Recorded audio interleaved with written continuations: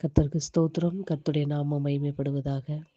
எக்காலமும் ஸ்தோத்தரிப்பே, எந்நேரமும் துதித்திடுவே, என்னை தாழ்த்தி பணிந்திடுவே, உன் நாமம் உயர்த்துவே, உம்மை பாடி புகழுவே.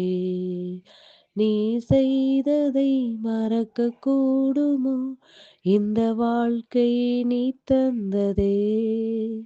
நீ செய்ததை மறக்க கூடுமோ? இந்த வாழ்க்கை நீ தந்ததே. உம்மை ருசித்தே நல்லவரென்று இன்னும் துதிப்பே நன்றியோடு.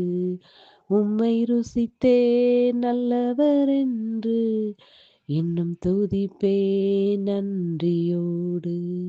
நன்றி அப்பா. உம்மை நன்றியோடு கூட துதிக்கிறோம், உம்மை ஸ்தோத்தரிக்கிறோம். எங்களை அதிகமாய் நேசிக்கிற அன்பின் பரலோக தகப்பனே, இந்த நல்ல வேலைக்காய் நன்றி நிறைந்த இதயத்தோடு உம்மை துதிக்கிறோம் அப்பா.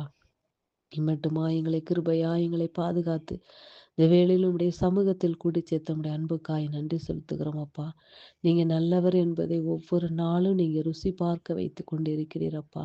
என்னுடைய வாழ்க்கையில் நீங்க ரொம்ப நல்லவராகவே இருந்து எங்களுக்கு கிருபைகளை கொடுத்து இந்த வாழ்வை தந்தவர் நீர் அப்பா. உம்மை நன்றியோடு கூட துதிக்கிறோம், உம்மை ஸ்தோத்திரிக்கிறோம். உங்க கிருபை இல்லைன்னா நாங்க இல்லப்பா. உடைய கிருபையினால் எங்களை நடத்தி வருகிற உடைய அன்புக்காய் நன்றி செலுத்துகிறோம், உம்மை உயர்த்துகிறோம், எங்களை தாழ்த்தி வெறுமையாக்கி உடைய சமூகத்தில் வைக்கிறோம். இயேசுவின் நாமத்தில் பிதாவே, ஆமென். கர்த்தர் என்ற ஆலோசனைக்காக ரோமர் 1 அதிகாரம் அதனுடைய 21வது வசனம். ரோமர் 1 அதிகாரம் அதனுடைய 21வது வசனம். அவர்கள் தேவனை அறிந்தும் அவரை தேவனென்று மகிமைப்படுத்தாமலும் ஸ்தோத்தரியாமலும் இருந்து தங்கள் சிந்தைகளினாலே வீணரானார்கள். உணர்வில்லாத அவர்களுடைய இருதயம் இருளடைந்தது. கர்த்தருடைய நாமம் மகிமைப்படுவதாக. அவர்கள் தேவனை அறிந்தும் அவரை தேவன் என்று மகிமைப்படுத்தாமலும் ஸ்தோத்தரியாமலும் தங்கள் சிந்தைகளினாலே வீணரானார்கள் என்று வேதம் சொல்லுகிறது. தேவன் யார் என்பதை நன்கு அறிந்தவர்கள் அவரை தேவன் என்று மகிமைப்படுத்தாமல் இருக்கிறார்கள், ஸ்தோத்தரியாமலும் இருக்கிறார்கள் என்று கர்த்தர் வேதனையாக இந்த இடத்தில் தெரியப்படுத்துகிறார். அன்பு பிள்ளைகளே, அப்படி தேவனென்று அறிந்தும் தேவனை என்று மகிமைப்படுத்தாமல் இருக்கிறவர்களும் ஸ்தோத்தரியாமல் இருக்கிறவர்கள் தங்களுடைய சிந்தைகளினாலே வீணராகி இருக்கிறவர்களுடைய இருதயம் எப்படிப்பட்டதாய் இருக்கிறது என்றால் உணர்வில்லாத இருதயமாகவும் அவர்களுடைய இருதயம் இருளடைந்து காணப்படுகிறது. அப்படிப்பட்ட இருளடைந்த இருதயத்தை உடையவர்களை கர்த்தர் எதற்கு ஒப்புக் கொடுக்கிறார் என்றால் 24வது வசனத்தில் இப்படியாய் சொல்லப்பட்டிருக்கிறது, தேவன் அவர்களை அசுத்தத்திற்கு ஒப்புக் கொடுத்தார் என்று. நம்மளை தேவன் எதற்காக அழைத்தார் என்றால் பரிசுத்தத்திற்கென்று அழைத்திருக்கிறார்.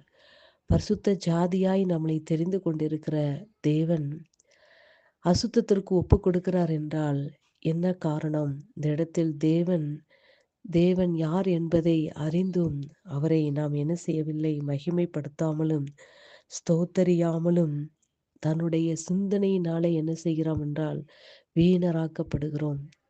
வீணான சிந்தனைகளை, தேவையில்லாத சிந்தனைகளை நாம் சிந்தித்து கொண்டு நம்முடைய உணர்வில்லாத இருதயத்தை இருளடைய செய்கிறோம். இந்த இடத்தில் தேவன் நமக்கு எச்சரிக்கிற வார்த்தை என்னவெனில், தேவன் யார் என்பதை நாம் முதலில் அறிந்து அவரை நாம் என்ன செய்ய வேண்டும்? அவரை மகிமைப்படுத்த வேண்டும் என்று விரும்புகிறார். அவரை ஸ்தோத்தரிக்க வேண்டும் என்று விரும்புகிறார். தன் ஸ்தோத்திர பலி இடுகிறவன் தன்னை மகிமைப்படுத்துகிறான் என்று வேதம் சொல்லுகிறது. அன்பு பிள்ளைகளே, இந்த இடத்தில் ஸ்தோத்திர பலி இடுகிறவன் தன்னை மகிமைப்படுத்துகிறான். அப்போ தேவன் யார் என்பதை நாம் அறிய வேண்டும். அவர் வானாதி வானங்கள் கொள்ளாதவர், வானத்தையும் பூமியும் சகலத்தையும் சிருஷ்டித்த தேவன். அவர் பரிசுத்தம் உள்ள தேவன், தீமையை காணக்கூடாத சுத்த கண்ணர் அவர். இந்த உலகத்தையே தன்னுடைய வார்த்தையினால் உருவாக்கியவர். அப்பேற்பட்ட தேவாதி தேவன் யார் என்பதை நாம் அறிந்து அவரை நாம் மகிமைப்படுத்த வேண்டும், அவரை ஸ்தோத்தரிக்க வேண்டும். கர்த்தர் நமக்கு இம்மட்டுமாய் ஜீவன் சுகபலன் கொடுத்து நம்ம இந்த நாட்களில் வாழ வைத்து கொண்டிருக்கிற நல்ல தகப்பனவரை நாம் நன்றி நன்றி அறிதல் உள்ளவர்களாக ஸ்தோத்திரம் செலுத்துவது என்பது, நன்றி செலுத்துவது, ஒவ்வொரு நாளும் நமக்கு ஜீவ சுவாசத்தை கொடுத்து, உடல் சுகத்தை கொடுத்து, பலத்தை கொடுத்து, ஒவ்வொரு நாளும் கிருபையாய் நம்மளை நடத்துகிற நல்ல தகப்பனுக்கு நாம் ஸ்தோத்திரங்களையும் நன்றிகளையும் ஏறெடுக்கும் பொழுது அந்த இருதயமானது வெளிச்சத்தின் பாதையிலே செல்லும்.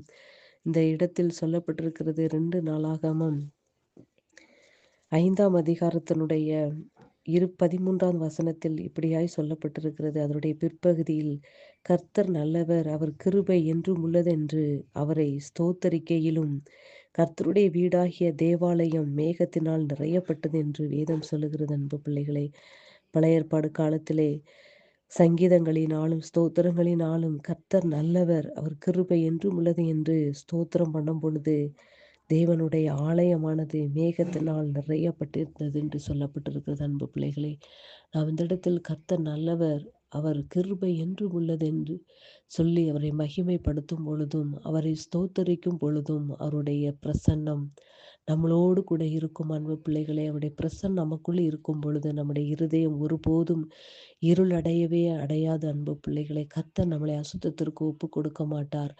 நம்மளை என்ன செய்வார்? பரிசுத்தப்படுத்தி பரிசுத்த பாதையில் நடத்தி, பரிசுத்தமுள்ள தேவனோடு கூட நம்மளை அவர் என்ன செய்கிறார் என்றால், அவர் ராஜ்யங்களுக்கு நமக்கு கொடுத்து ராஜ்யத்தில் நம்மளை உட்காரும்படியாய் நம்மளை அழைத்திருக்கிற தேவன் இந்த இவ்விடத்திலே அசுத்தத்திற்கு ஒப்பு கொடுக்காதபடி நம்மளுடைய அவயங்களையும் நம்முடைய செயல்கள் சிந்தனைகள் எல்லாவற்றிலும் நாம் பரிசுத்தமாகுதலை உறுதிப்படுத்திக் கொள்ள வேண்டும். அன்பு பிள்ளைகளே, இந்த இடத்தில் கர்த்தர் நமக்கு சொல்லுகிற வார்த்தை, அவர் தேவன் யார் என்பதை நாம் முதலில் அறிந்து, தேவன் யார், யார் எப்படிப்பட்டவர், என்னுடைய வாழ்க்கையில் அவர் எப்படிப்பட்டவராய் இருக்கிறார், எனக்கு என்னென்ன காரியங்கள் செய்திருக்கிறார் என்று நாம் தேவனை பற்றி அறிந்து அவரை ஸ்தோத்தரித்து அவரை மகிமைப்படுத்தும் பொழுது, கர்த்தர் நம்மளை பரிசுத்தமான பாதையில் நடத்த அவர் வல்லமை உள்ளவராகிறார். அன்பு பிள்ளைகளை, வார்த்தை நிமித்தமாக கர்த்தர் உங்களை ஆசீர்வதிப்பாராக. ஆமென்.